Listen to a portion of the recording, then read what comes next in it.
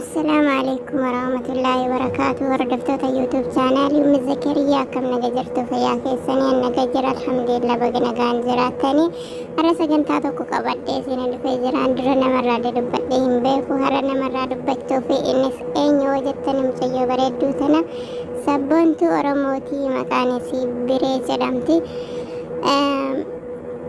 isii irratti odolli tokko tokko deddeemaa jira. Anillee waan sanirraa waan tokko jechuu barbaade namni tokko sabboonummaa yoo qabaate hin dogongoru jechuu miti.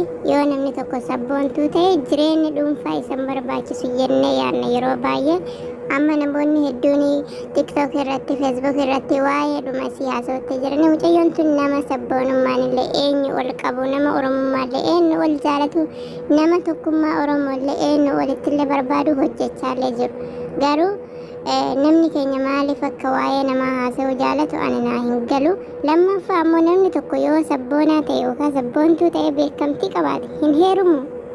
Ani ka gaafii natti ta'e hin heerumu namni tokko. Namni tokko bultii ijaarrachuudhaaf abbaa barbaade wajjin laayivii isaa dabarfachuudhaaf dirqama Oromoo gaafachuu qaba. Dirqama nama Oromoon barbaadu ta'uu qaba. Yaa uummata keenya keessattuu shamarran waa'ee kana dhiisa. Namni tokko abbaa barbaade heeruma, abbaa barbaade heeruma. Nama siitaa jette nama maaf baangaalii jedhan san hin ta'in. Naa ta'aa boru namgatuu jettee dhibbaan nama sabboon kan kee amansiiftee siif ta'e taanaan eenyuun irraallee eeyyama fudhatin jecha rabbiin qofa irraa eeyyama fudhadhu kan rabbii qofa dirqama rabbii sirra kaa'e sani qofa guuti. Yoo musliimallee ta'e nikaa hidhadhu yoo amantii biraallee qabaate waa amantiin kan keessa hin jedhu san guuti. Saniin ala waan barbaade hojjechuu dandeettaa jechaadha. Ammoo dirqama namni tokko gaafa eenyummaa qabaate namni tokko sabboontuu ta'e akkamii akkana ta'a, akkamitti heeruma, akkamitti fuudha, akkamitti jaalala jalqabuu qaba maali? Kanaafi namni tokko gaafa waan isatti dhagahame dubbate. Amma mucayyoon tun gaafii takka qofa isin gaafatte. Ani nama woboo deeggaru, nama woboo kanaafillee aarsaa guddaa kaffalaa jiru. Garuu dogongorri woboo keessa ni jira. Dogongorri sun akkamitti jiraate, maaf jiraata, ni sirreessinaa jettee gaafii gaafatte. Gaafii kanaaf irratti duulamuu hin qabu yaa Oromoo. Waan isiin balleessitellee yoo ta'e waan kana ni balleessite jedhanii karaa seeraatiin gaafachuu osoo jiru nama tokko oluma kaane. Kanaafi gaafii namni gaafate sirnaan namaa deebisaa, sirnaan yaadaan wal amansiisaa malee inumaayyuu gaafii tokko yoo namni gaafate jireenya dhuunfaa namaa keessa seenu maaltu fide? Isiin kan gaafatte gaafii hooggantoota woboodhaa gaafachuu jirti. Gaafii mirgaa gaafachuu jirti. Okay, gaafatte gaafiin isi sirrillee haa ta'u sirri dhabuullee haa ta'u garuu jireenya dhuunfaa namaa tokko keessa galuu maaliif barbaachisa? Kaleessa isinuma kan faarsaa ture mucayyoo tana feesbuuka kana gubbaa isinuma kan mirmirsaa ture gaafa siin ijoollee nafxanyaa tiktook irraa imimmaan boochiftu san isinuma kan wajjin dhaabataa ture. Har'a immoo isima san akkamitti gaddeebitanii isi sana suuraa isii gadi garagalchitanii arrabsaa jirtan keessattuu shamarran. Yeroo hundaayyuu dhimma kamirrattuu kan adda dureedhaa hirmaatu nu warra shamarranii jechaadha. Maaliifuu hedduu wal cabsuudhaaf malee walii dha'uudhaaf tokkoffaan nuyi. Ani garuu hanga feesbuuka kana fayyadamu jalqabe nama mucayyoo kanaa natti tolu hin jiru. Maaliifuu gandummaa irraallee bilisa. Gandummaa jechuun nama ganda kan keetii qofa faarsitee nama ganda biraa jibbuu jechuudha. Nama ganda biraa beekaa ta'e wallaalaa ta'e beekumsa isaan san dhiistee ganda biraa waan ta'eef jibbuu jechaan maalummaan gandummaa jechuun. Kanaafuu osoo akkasii walii hubannee walirratti duuluu baannee bareedaadha. Yeroo hundaayyuu nama tokko waan fedhellee yoo balleesse dhimma badii isaa sanirraa dubbadha malee dhimma jireenya nama dhuunfaa keessa seentanii osoo dubbachuu baattanii hedduu natti bareeda jedhaan akka yaada kiyyaatitti nama kaleessa waan Oromoo kanaaf jecha waa meeqa ta'aa ture nafxanyaan tiktookii irra gubaa turte doorsisa hedduu irraan gahaa turte. Har'a immoo waanuma xiqqoodha gaafii isin jaalmarroo gaafatte qofa irratti duuluu hin barbaachisu. Maaliif jaalmarroon rabbii miti yookaan waaqa miti nama akka keenyaatti gaafatamuu qaba. Yoo har'a waan xiqqootan hin gaafanne gaafinni aangoo qabatee mootummaa ta'e akkamitti gaafii gaafachuu dandeenya reeyaa uummata? Har'a gizee inni sa'aatii kanatti yoo nuti gaafii xiqqoo kana gaafachuu danda'uu hin dandeenye yoo gaafii kana nu deebisuu hin qabne eenyu nu haa deebisu?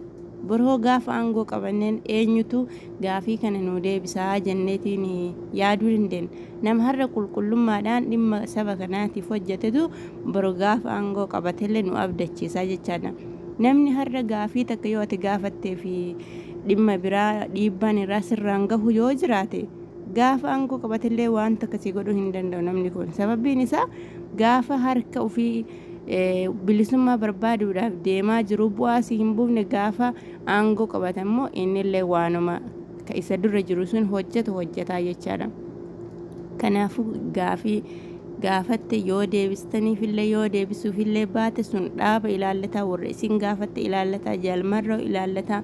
Namoonni kun ammoo dibbee rukutoo osoo hin taane yoo gaafiin isii balleessaa ta'e hin balleessite bara kana gaafachuu qabdaa jechuudha. Amma isin gaafii isii gaafatte jaalmooyin eessa dhaqee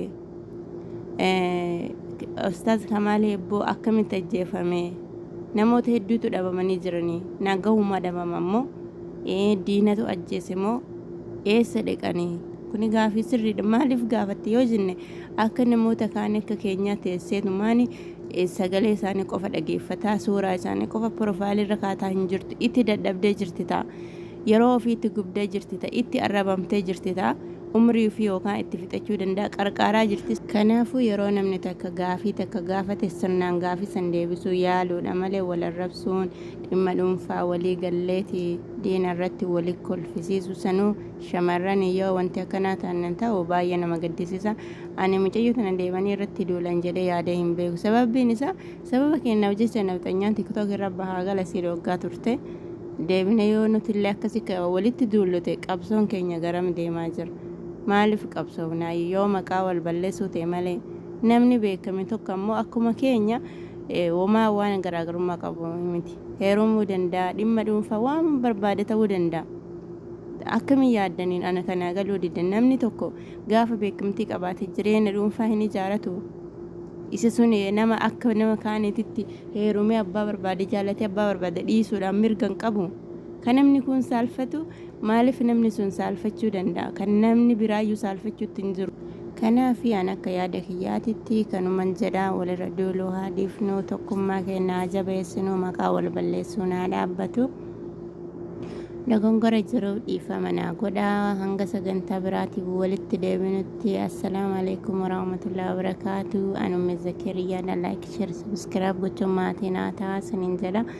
Nagaatti.